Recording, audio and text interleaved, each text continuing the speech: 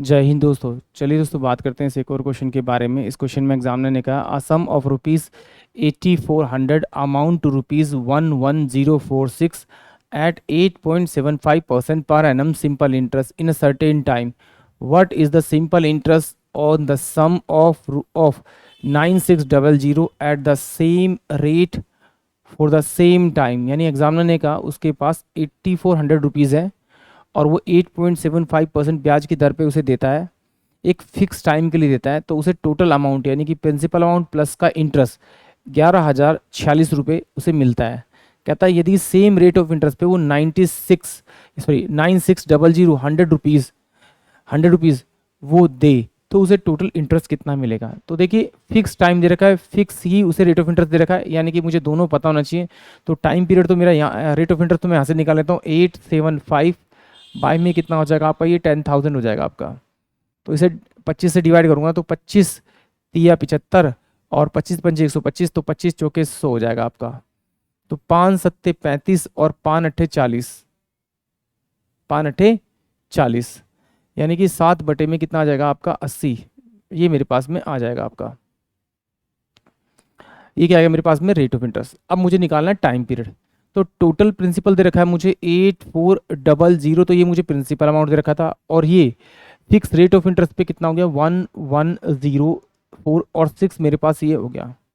तो इनके बीच का अगर मैं डिफरेंस निकालूंगा तो डिफरेंस मेरे पास कितना आएगा, 6 का 6 मेरे पास आएगा, 4 का 4 आएगा मेरे पास में, 6 मेरे पास आ जाएगा और 2 मेरे पास आएगा। 2646 मेरा क्या होगा, इंटरेस्ट होगा टोटल। तो मुझसे से टाइम निकालना है तो इसके नीचे ये टोटल इंटरेस्ट मुझे पता लग गया।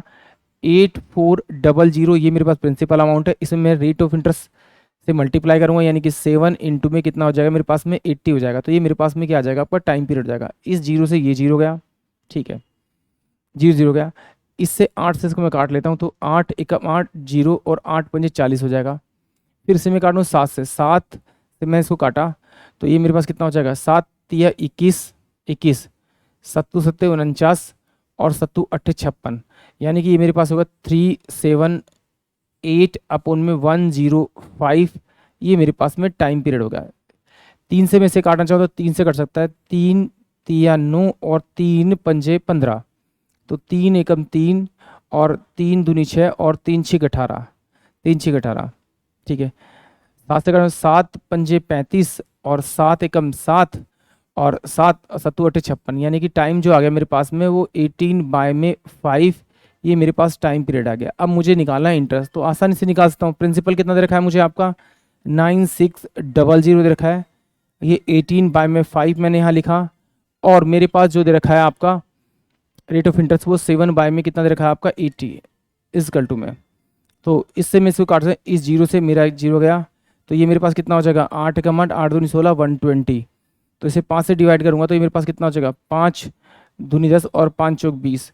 तो इसको मल्टीप्लाई करेंगे तो 7 चौक 28, 2 7 दूनी 14 15 16, 16 को 18 से मल्टीप्लाई करेंगे तो कितना होगा, 8 8 64 का 4 6 और 8 छिंग 48 48 48 48 और 48 और 6 54, 8 कम 8 और 8 5 13। फिर काटा लगाएंगे तो कितना आ जाएगा, 168।